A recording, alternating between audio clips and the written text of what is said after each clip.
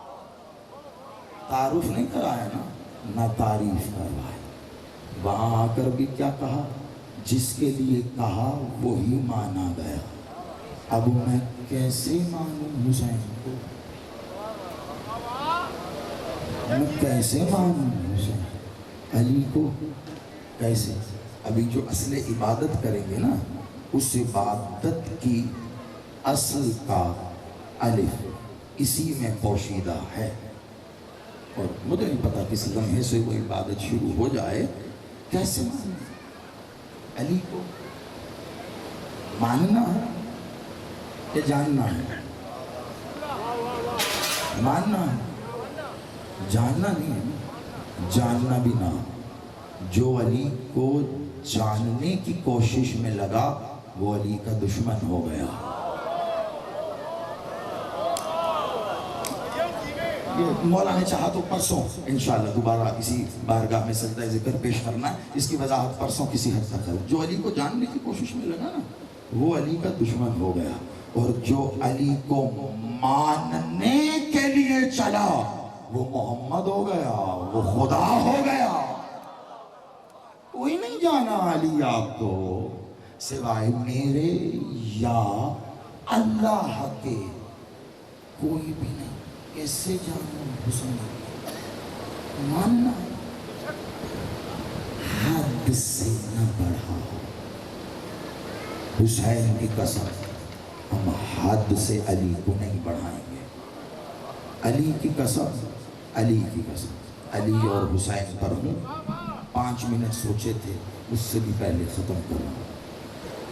علی کی قسم ہم حسین کو حد سے نہیں بڑھائیں گے. کوئی مائی کلا کوشش کر کے بتائے تو صحیح ان کی حد ہے کیا؟ بڑے دھیمے انداز میں اس روش پہ بھی نہیں اتر رہا کہ فضائل کی طرف ہمیں بتا دے یہ حد. حسین کی قسم علی کو وہیں رکھے، علی کی قسم حسین کو بھی وہیں رکھے. بتا سکا کوئی آج تک ان کی حد کیا؟ بتا سکا؟ ہاتھ جوڑ، کان پکڑ کر بشریت کے تقاضوں میں رہ کر، ہاں حق تو کبھی ادا ہو نہیں سکتا، کوشش کروں میں بتانے کی کہ کم از کم ان کی حد ہے کیا. علی اور حسین کی حد ہے کیا؟ ایک جملے میں بات ختم کر رہا ہوں. علی کی حد کو اللہ کہتے ہیں. اب بتاؤ کہاں رکھنا ہے علی کی حد کو؟ اور اللہ کی حدود کو حسین کہتے ہیں.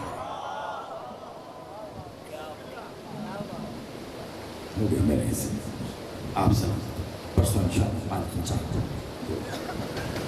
اس ذکر کو آگے بڑھائیں گے انشاءاللہ. علی کی حد اللہ کو بنا لو. اللہ کی حد بنا سکتا تھا، علی کی بھی ہو جائے گا اگر وہاں نہیں تو یہاں. اور اللہ کی حدود حسین مرتجس پر بیٹھ کر حسین مطمئن ہوتے تھے. مرتجس پر حسین جو مطمئن ہوتے تھے. یا ایھا النفس مطمئن. حسین جب زین مرتجس کو تخت حسین بنا کر بیٹھے ہوئے تھے نا، تو خالق نفس مطمئنہ حسین کے اطمینان کی کیفیت بیان کرنے کے لیے کہہ رہا تھا. اب سوچو، جو دوش نبی پر سوار ہو وہ محمد کے کاندھوں کے بعد مرتجس پہ بیٹھا ہے، تو پھر مرتجس کی زین کیا ہے؟ حسین. اور پھر سوچو اشہل اور اس کی زین کیا ہے؟ حسین. حسین ہو کر میدان میں جائے مرتجس پر، عباس عباس ہو کر میدان میں آئے عشل پر، اور علی اصغر کو میدان میں جانے کے لیے کم از کم حسین چاہیے ہے۔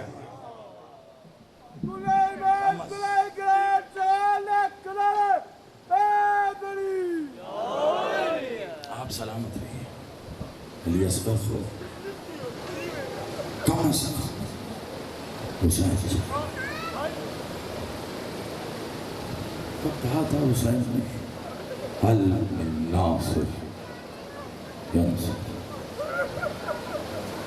آپ کا شہر امین ہے، اس کے ترجمے کر چکا، ماضی میں ادھورا ترجمہ ہے۔ کوئی میری مدد کر، ینصر ہے کوئی میرا مددگار کہ میں اس کی مدد کروں؟ کب حسین نے کہا یہ؟ صبح عاشور، اذان علی اکبر پر، کب؟ ظہر کے وقت، عصر عاشور۔ کب کہا؟ جب علی ابن الحر بھی چلا گیا، جب حر بھی چلا گیا، جب جان بھی، جب حبیب بھی، جب قاسم و اکبر و عباس سب چلے گئے، ظاہری طور پر حسین اس کی وحدانیت، اس کی احدیت کا مظہر بن کر کربلا میں ایسے یکو تنہا کھڑا ہے اور کہہ رہا ہے حل من ناصر۔ علی اصغر نے جواب دے کر یہ بتایا حسین کا ناصر فقط میں ہوں۔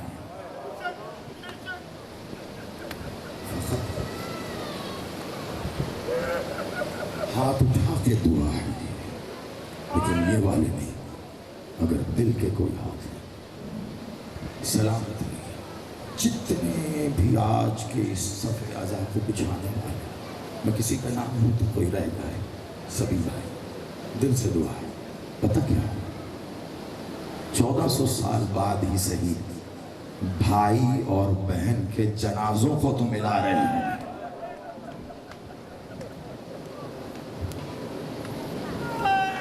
میں آیا تو بتایا کہ مستورات میں حسین کسی نے خسکون، تعویذ قلب حسین،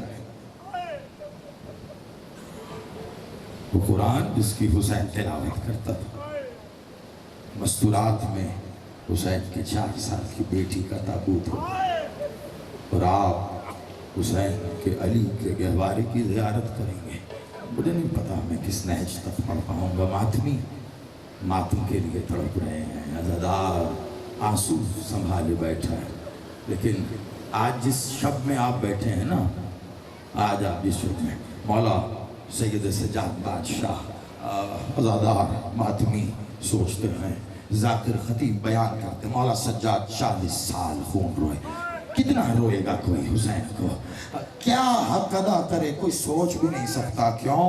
کیونکہ حسین کی عزاداری کا خالق ظاہری پردہ کرتے ہوئے کہہ رہا ہے بابا تجھے رونے کا جو حق تھا نا بابا میں ادا نہیں کر سکا، لیکن کاش آپ تک مقتل سجاد کا یہ جملہ پہنچے۔ آج کی شب میں تیرا مولا سجاد کہتا میں جب بابا کا سر لے کر آیا نا اور بہن کو دیا ہے، عجیب حالت تھی بہن کی، حسین کے لب ہلے ہیں اور حسین کہہ رہا ہے بیٹا بس کرو اور نہ رونا، بس۔ حسین حسین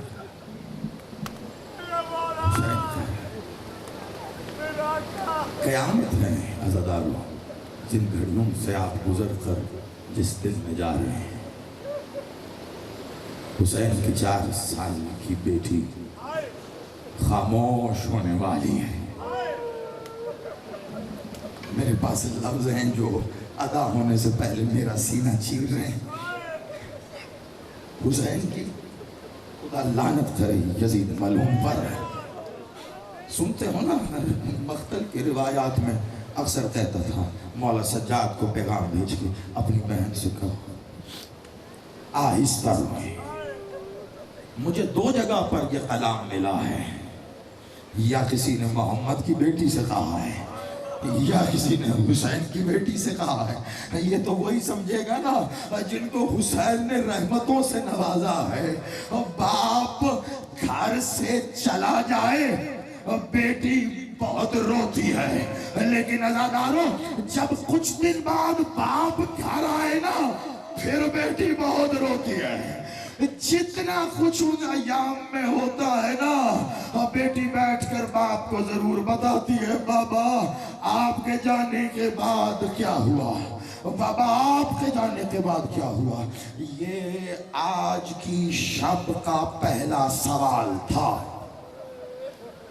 آپ سلامت، 5 منٹ یا اس سے بھی کم شاید، مجھے نہیں پتا، یہ روایت یہاں ختم ہوگی شاید۔ آج کی شب کا پہلا سوال تھا، جانتے ہو کیا؟ عجیب سوال۔ مخدومہ نے بعد از عصر عاشور کسی بھی قسم کا سوال کرنا چھوڑ دیا تھا۔ سیدہ کی ہائے کو اپنے حق کے مقدمے میں لکھا، میں بڑے ادب سے عصمت کا مصحف پڑھنے کا عادی ہوں، ہاتھ جوڑ کے آپ کے ساتھ میرا تھوڑا ساتھ دیتے رہنا، سوال کرنا چھوڑ دیا۔ جانتے ہو حسین کی اس بیٹی کا آخری سوال کیا تھا؟ آخری سوال بابا سے تھا، بابا نہ جاؤ، بابا نہ جاؤ۔ بس حسین نے ایسی تسلی دی ہے، پھر سوال نہیں کیا۔